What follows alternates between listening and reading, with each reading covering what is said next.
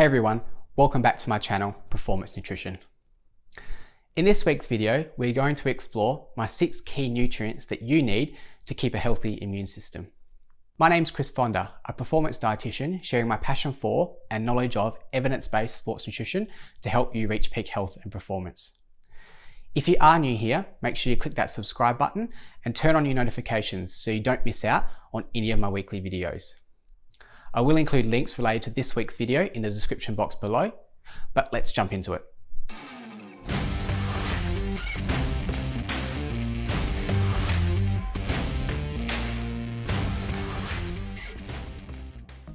So staying well and preventing illness is important to most of us, and athletes are no exception. Being unwell all the time means you miss out on valuable training time, which no athlete wants. Before we dive into my top 6 nutrients, the most important thing that you can do to prevent getting sick is to make sure that you eat enough food for your needs or have enough energy availability. Energy availability is defined as the energy obtained through food minus the energy expended through exercise. Low energy availability occurs when the energy expended through exercise exceeds the energy obtained through food. And low energy availability forces your body to prioritize energy away from key physiological functions, such as maintaining a healthy immune system. It can also lead to missing out on some essential nutrients due to not eating enough volume of food to meet your needs. So it's important that we fuel our bodies correctly to avoid overly restricting our food intake. And aiming to consume a variety of nutrient-dense foods every day that will help you maintain a healthy immune system should be top priority. Now let's get into my top 6 nutrients that you need to stay well every day. So our first nutrient is protein. We all know protein is vital for helping our bodies build, maintain, and repair muscle. But protein is also needed as the building blocks for many of our body's immune cells in the fight against viral and bacterial infections.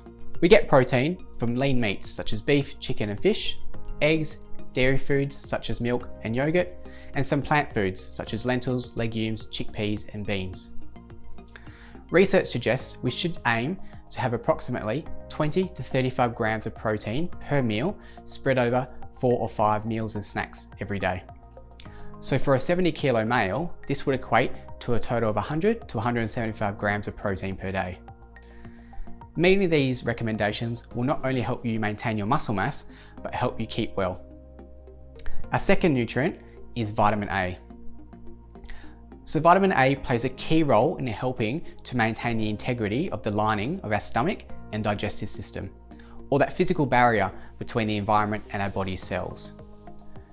Vitamin A in the form of beta-carotene is commonly found in bright orange foods such as carrots, sweet potato, and pumpkin.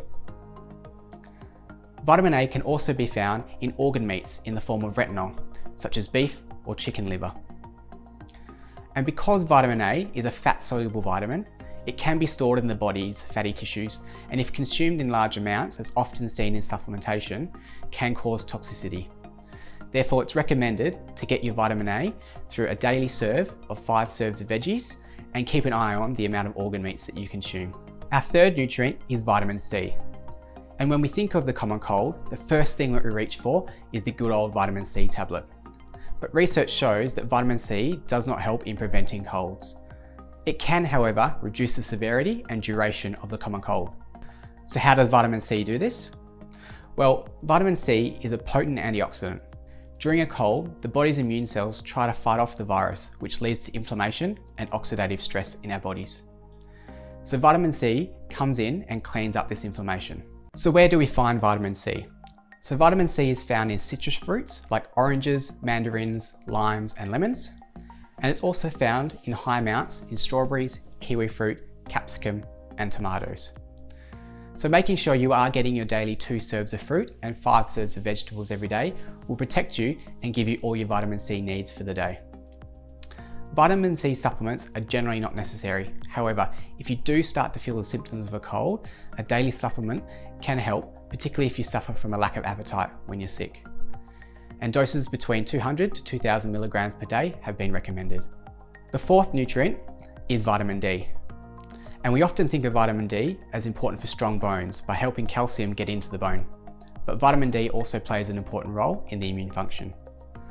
It helps to reduce inflammatory markers in the body that's produced by the common cold or flu, and it calls on our body's immune cells to help fight off bacterial and viral infections.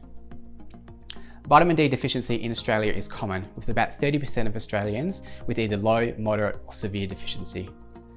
And our risk of vitamin D deficiency increases as we live further than 35 degrees south of the equator, or we train a lot indoors, have darker skin, or cover up with clothing when we're outdoors for long periods of time. Appropriate and safe exposure to sunlight is where we get most of our vitamin D. So make sure that you do spend some time outdoors each day. We can get a small amount of vitamin D from foods like salmon, mushrooms that have been activated by sunlight, eggs and dairy foods fortified with vitamin D, but it's near impossible to meet our daily vitamin D targets through food alone. And it's always a good idea to see your doctor leading into the winter months, and again at the end of winter to monitor your vitamin D levels. Supplementation with vitamin D during winter can help maintain our levels, given we are less likely to be outdoors and the UV is not as strong. This should only be done under the supervision of a health professional or your performance dietitian for effective protocols and to avoid excessive doses. Our fifth nutrient is iron, and iron is vital for transporting oxygen around the body, as well as in the production of immune cells. Often people who have been diagnosed with iron deficiency complain of feeling tired all the time, and they often fall sick. So if you are experiencing these signs and symptoms, make sure you see your doctor for an iron blood test to check your iron levels. There are two forms of dietary iron. Heme iron is found in foods such as beef, kangaroo and lamb, and non-heme iron is found more in plant foods such as spinach, legumes, lentils and beans. Our bodies are better at absorbing iron from heme sources or animal foods compared with non-heme sources or plant foods.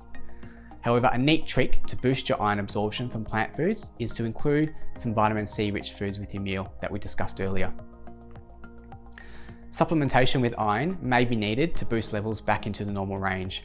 However, this should always be done under the supervision and close monitoring with your health professional or doctor, as excessive iron intakes, mainly from supplements, can cause liver damage and gastrointestinal symptoms. Our sixth and final nutrient for good health is zinc. So zinc helps our wounds heal. It supports normal growth and development and is vital to keep our immune system healthy to fight off invading bacteria and viruses.